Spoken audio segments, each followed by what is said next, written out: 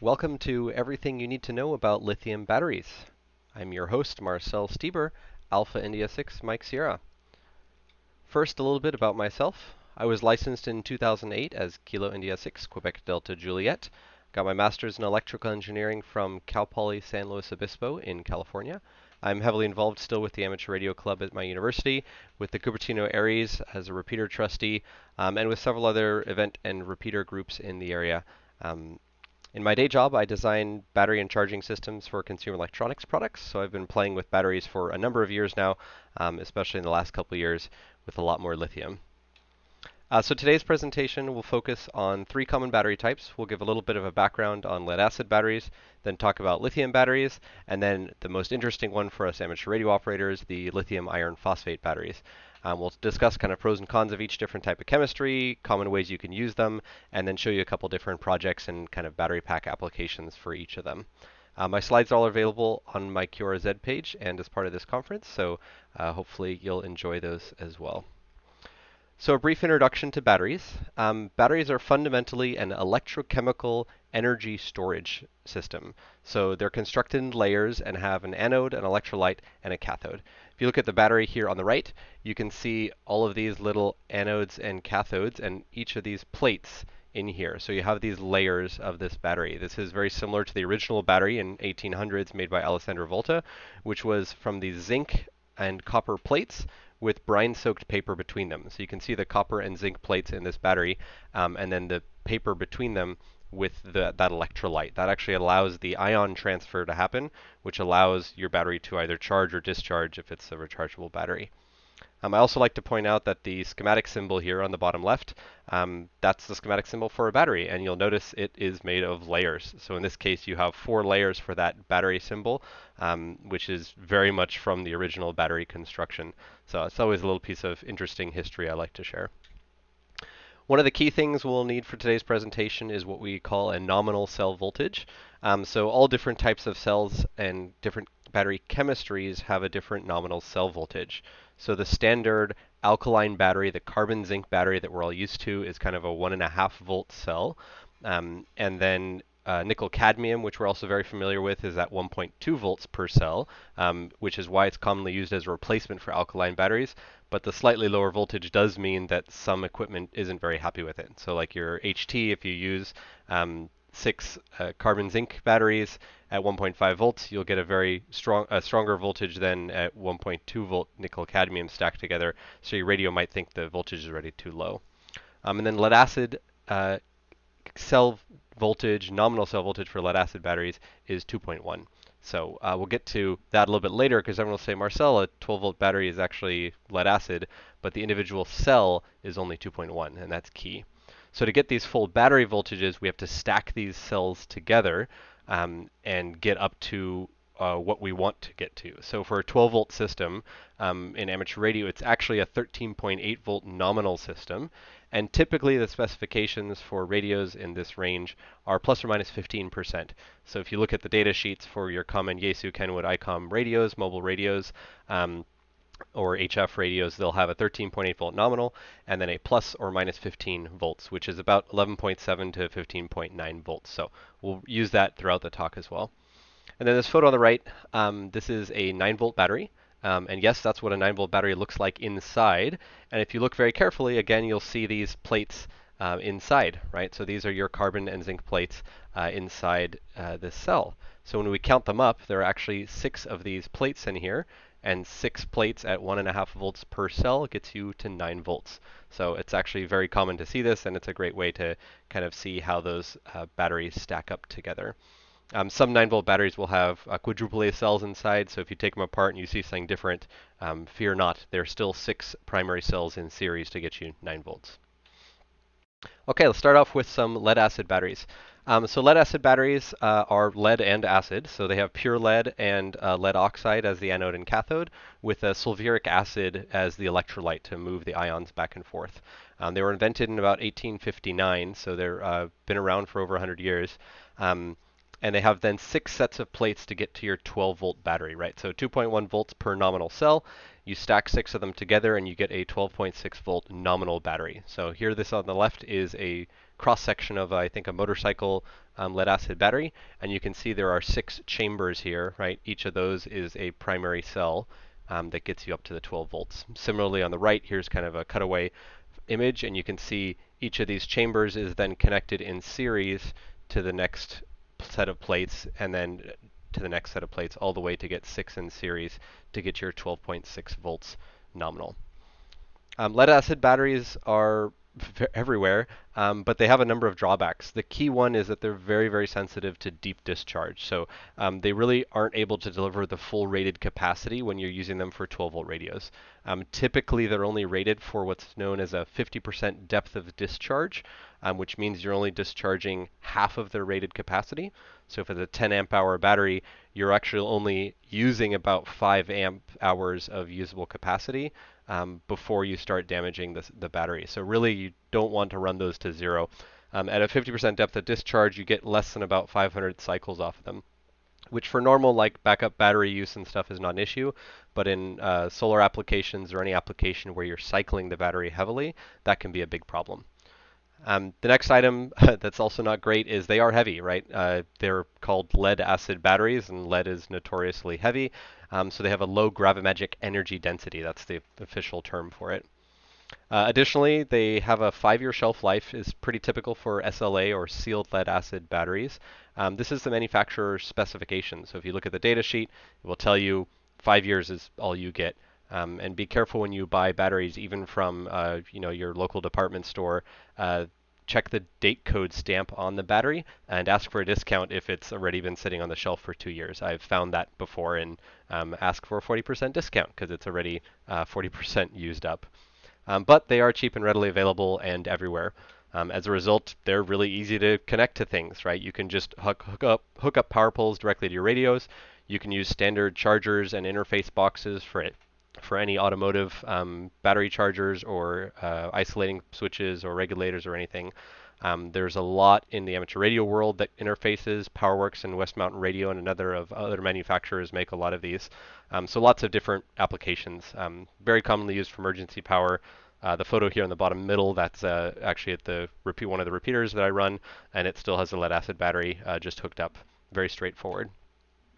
I do want to point out one thing. The common images that you'll see for hooking up a lead acid battery here to your radio with something like the Super Power Gate from West Mountain Radio, they'll just hook them up directly.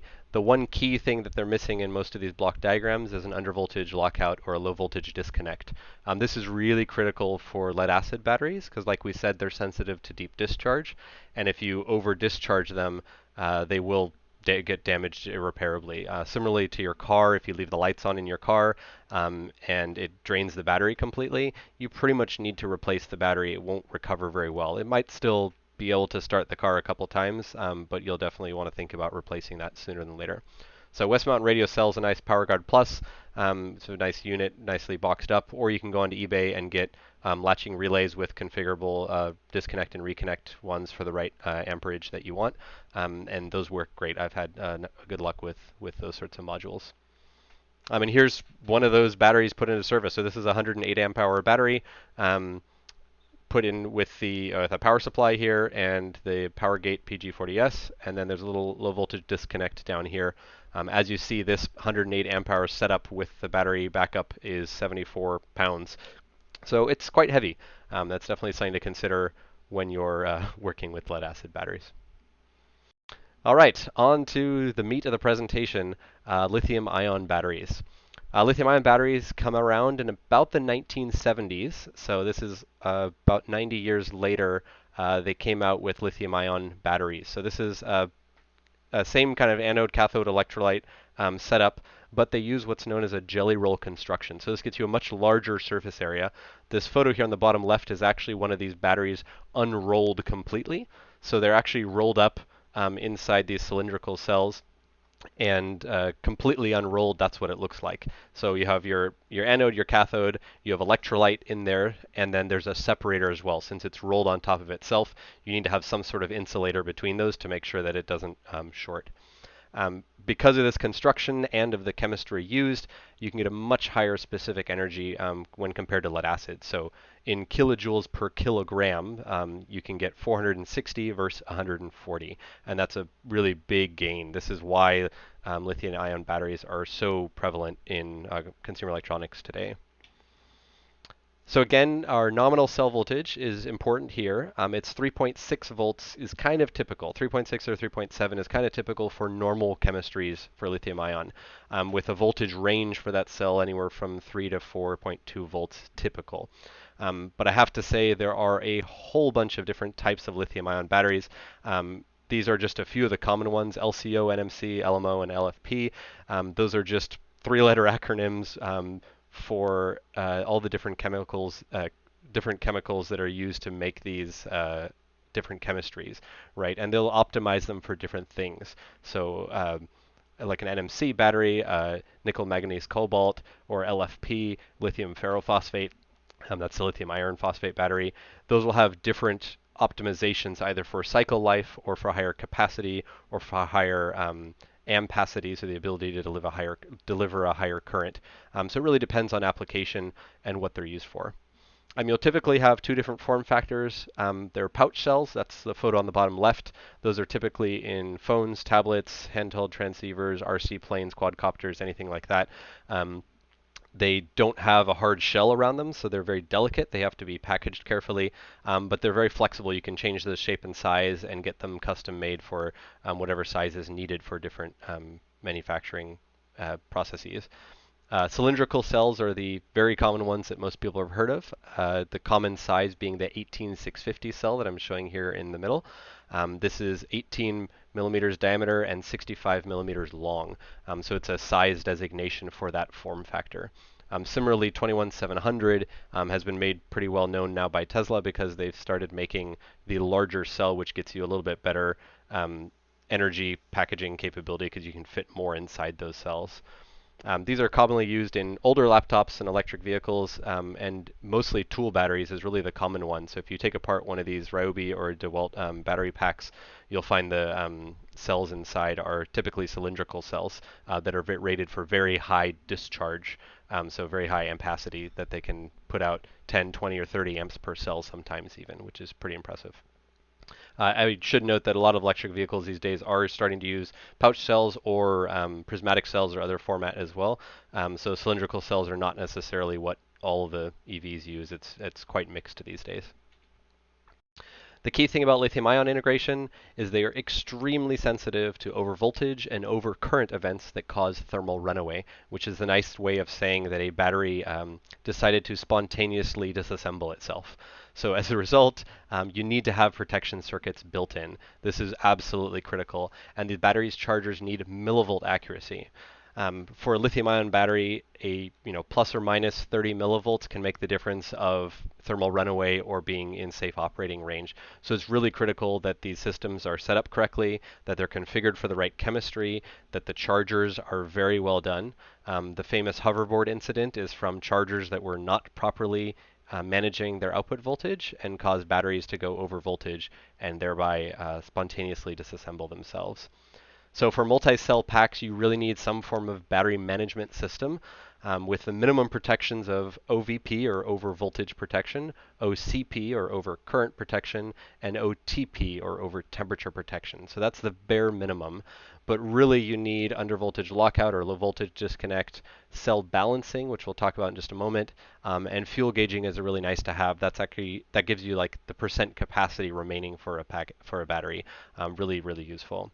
So this bottom left photo, this shows you 4 cells in series here. So if we're using 4 individual cells, this is the battery management system, the BMS for it. And the key thing to notice is there's this voltage tap between each set of cells.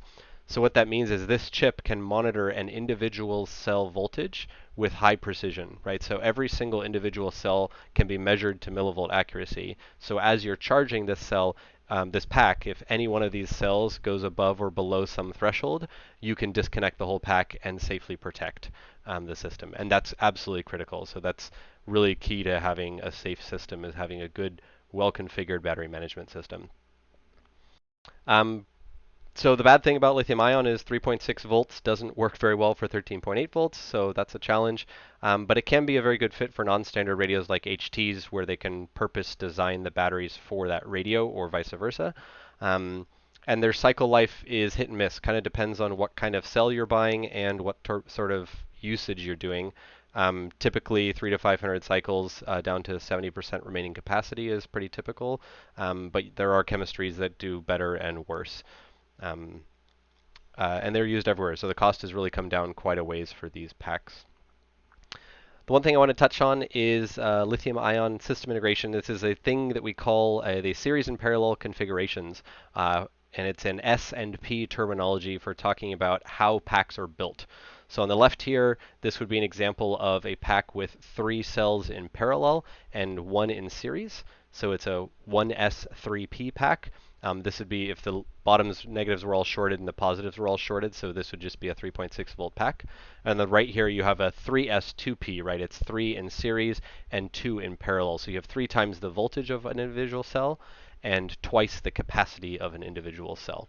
So if these are 2000 milliamp hour capacity cells, this pack would be 4000 milliamp hours. So that's really helpful to know that. So when we take these configurations and we multiply them into either a 3, a 4, or a 5 series pack, you can see that it's not a good match for lead acid. I'll actually go to this slide and show you kind of how these fit in. So on the left here, this is the mobile radio range. That's 11.7 to 15.9, that 13.8 plus or minus 15%. Here's where lead acid batteries sit, kind of on the lower end and drooping down. So there's that bottom 50% that we really shouldn't be touching. So for a 3S lithium ion, you can see it's not a great match. It's pretty low and drops down. A 4S is actually not bad, but there's a little bit that you lose up here at the top. So you can actually take a 4S battery pack and hook it up directly to your radios as long as you have not charged it fully. So if you reduce the top of charge to only, let's say, 3.95 volts per cell, you could actually plug it in directly to your radio, but you'd lose anywhere from 10 to 20% capacity, depending on what it is. But that could be good instead of using a buck or a boost converter, which has noise and efficiency concerns. So it's something to consider. And then for a 5S pack or anything more than 5S, 5 or 7S, you'll see that the voltage is obviously just higher, so you'd need to use some sort of buck converter. So I did exactly that. I took a DIY Powerwall kit and added a buck converter to it. This was actually designed by Justin Garcia and Jehu Garcia and my old roommate Justin Kenny, KJ6KST. He actually helped with the layout for this design. And I built a 7S10P battery pack with a built-in battery management system for about a 26 amp hour capacity pack. Put a 30 amp buck converter on it, and it works great. So here's the block diagram. I won't go into much detail, but pretty much you have your battery bank with the battery management system, absolutely critical, and then a buck converter attached to the outside. And with that buck converter on the outside, we have a 30 amp regulated output at exactly 13.8 volts, which is great. The actual pack, it's not cheap. If you're buying the cells, they're very expensive. They're about $5 each.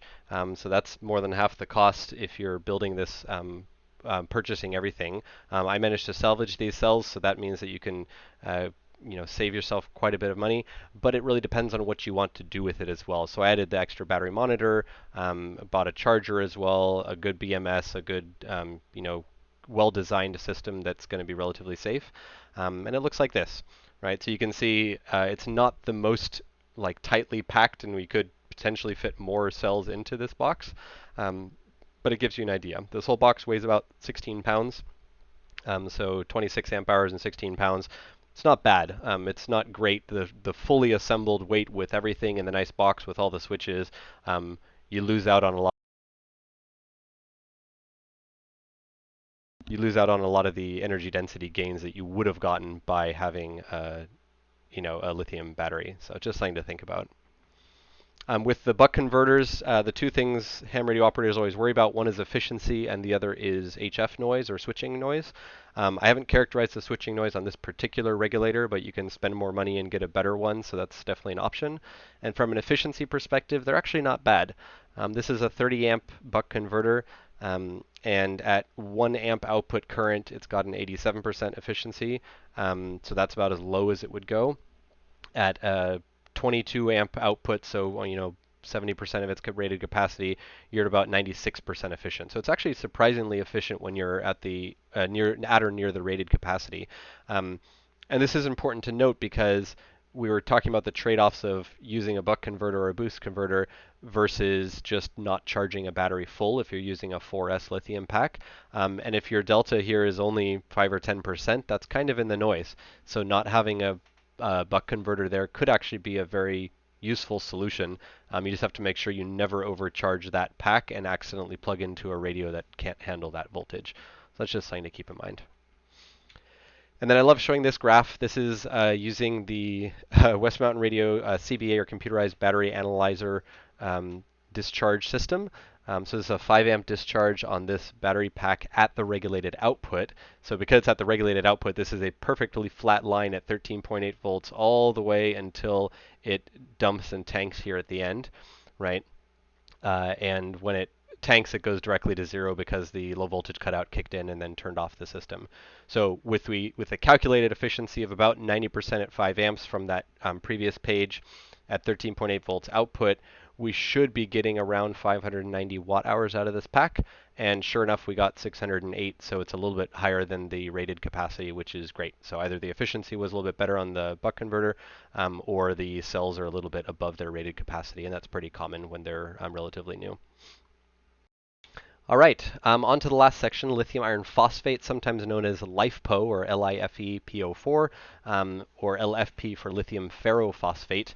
All the same terms for a different type of lithium ion chemistry. This one came out in around 1996, so about 25 years or so after the lithium ion construction or chemistry was developed.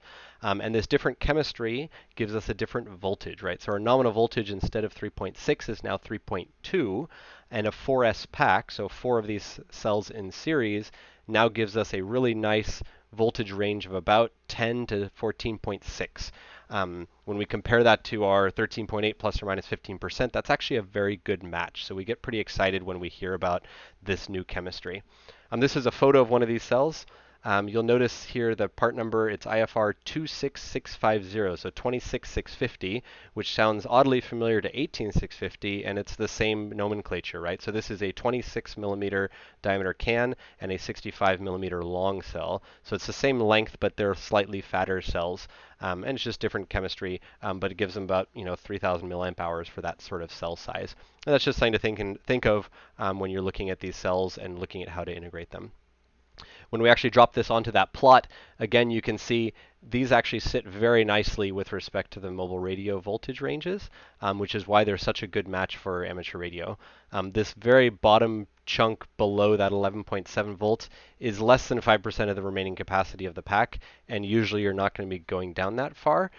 So really, most of the time they're sitting here in the kind of the mid to low 13 volt range, and that's absolutely ideal for radio operations. So lithium iron phosphate is great from a voltage perspective, matching in. As a result, they're very, very, very available these days as 12-volt battery replacements. You can just buy them for your vehicles just to drop in replacements, and they come fully assembled. Companies like Bioenno Power make these packs with power poles hooked up directly to them so you can plug your radio directly into it. They have their battery management system, also known as a protection circuit module or PCM, directly on board. So this photo on the left, you can see here it's a 4S and 2P battery pack, right? We learned that earlier. And then you have your battery management system sitting on top that does all your cell, your balancing and your over voltage, over temperature, and over current protections, all built into the pack itself. So the great thing about that is these packs are very safe. So they're already built with all the protections. You can't really overcharge them or undercharge them or anything because they'll just protect themselves. And as a result, you can hook them directly up to most mobile radios with no DC to DC converter, and you don't even need an undervoltage lockout or any other protection because the protection's built into the pack itself. And that's a really great thing about these batteries. The other pros and cons, so intrinsically this chemistry is safer than lithium ion, so they don't have as the same kind of thermal runaway concerns. The electrolytes and the chemicals used are generally safer, which means that you don't hear stories of lithium iron phosphate cells going boom as regularly, or anywhere with any sort of frequency. As a result, a lot of people like using them because they just feel safer around them, and they don't have as high of energy density as a result, which is always part of that trade-off, right? So going here to the fourth bullet, like 360 kilojoules per kilogram versus 460 for like the lithium ion. But they do have a higher cycle life. So a lithium iron phosphate, depending on the configuration and how it's used, you can get thousands or even 5 or 10,000 cycles out of them, which is very useful for like solar applications and that sort of thing. So off-grid solar is pretty interested in lithium iron phosphate because you get a much better cycle life, and as a result, they could last, 10, 20, 30 years in service as opposed to, just 1 or 2 years of, or less than 5 years for a lead acid battery. They also have lower self-discharge. It's sitting on a shelf, a lithium iron phosphate battery won't degrade as quickly, and that's really helpful because you can leave them you can charge them up, leave them on the shelf, come back 6 months later, and they've only dropped a couple percent, as opposed to lithium ion, which may have dropped 5, 10, 20, even 30 or 50% depending on how old the cell is and what sort of chemistry. But with any pros and cons, there are always some cons, and the lower energy density and then the cost really is the other one. So lithium iron phosphate is more expensive initially, but like I said, the replacement costs actually have brought it down these days to the point that they're a very economical solution for a lot of radios. So if you can bite the bullet initially, I'd strongly recommend go directly to lithium iron phosphate. Your back will also thank you because they're so much lighter.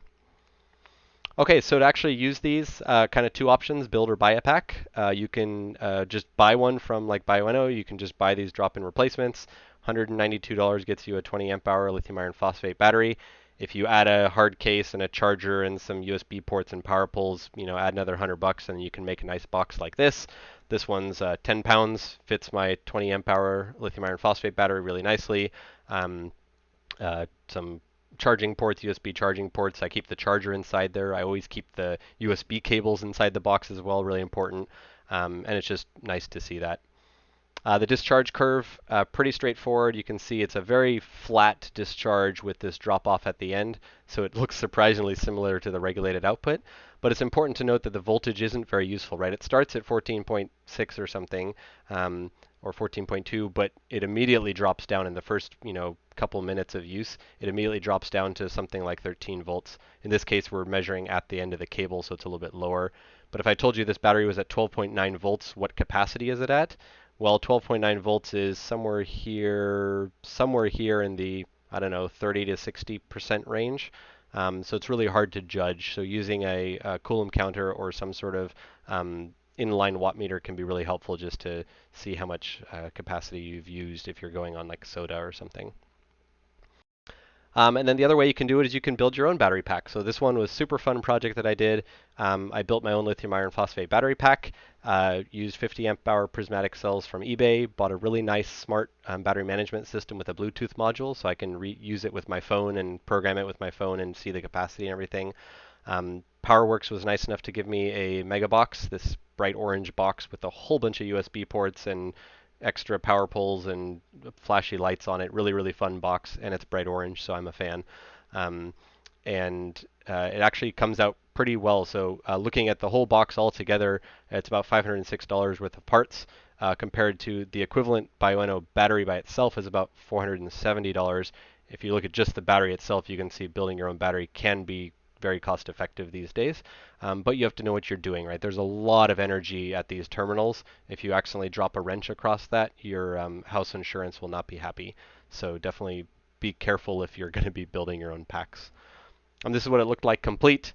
Again, I keep pouches, insulated pouches with cables, all the extra chargers and cables and USB cables in there, all the ports on the top, and the nice box inside. It's about 19 pounds for this box. Very nice. Love the bright orange color and just bring it around anywhere. A couple quick shots of the app that you can use. The app lets you configure all the settings in the battery management system, so that's really useful. And it's just a nice kind of way to read up. The battery nerd inside me loves this. I can look and see, oh, my battery's at 68%. I'm currently pulling 10.5 amps. This is the battery's temperature. I can get the individual cell voltages of each cell. And if I ever need to tweak any of the settings or change any of the current or voltage thresholds, it's really easy to do with the app. So I really enjoy this. It's been a super fun project to play with. Strongly recommend. I've got all the links in the back of the presentation that you can view. So yeah, here, same thing, do the same discharge test with the CBA4. You can see the voltage again, very, very flat all the way to the end. And at this very end, when you drop below 11.7 volts, it's just that last like couple percent. So really, from an amateur radio usage perspective, these are absolutely ideal. No complaints. I also added this little USB-C PD power delivery module, so I can get 60 watts power delivery and charge laptops straight from this pack. So that's been really fun to play with. DC to DC modules are really fun. All right, so to finish it out, kind of a quick comparison table. I just threw this together with some colors just based on my thoughts. Lead acid, very available, very cheap, pretty straightforward to integrate, relatively safe but really heavy, and they don't like discharge and their energy density is terrible. Lithium ion, not bad, but pretty like it's more dangerous and it has higher you know, integration concerns and protection concerns. Lithium iron phosphate is really a great fit. It is the highest initial cost per amp hour, but your long-term cost is well managed by having one of these packs. They don't weigh as much. They are really easy to integrate with amateur radio because they just work. It's the right voltage and it just plays happily. So if that's a selling point to go get yourself a lithium iron pack, lithium iron phosphate pack, or build yourself one, hopefully you do so safely. Lots of links at the end of the presentation here that including a number of YouTube channels that have some really good information. So strongly recommend that. But that's all I have for you today. Thank you very much for attending this talk. I've got a couple other presentations this weekend as well, and a special thanks to Eric and the team, Brad, Emanuela, George, and Rachel for all their work putting on this once-in-a-lifetime event. It's really cool to be able to participate and to play back. So looking forward to the Q&A after the presentation. Thank you.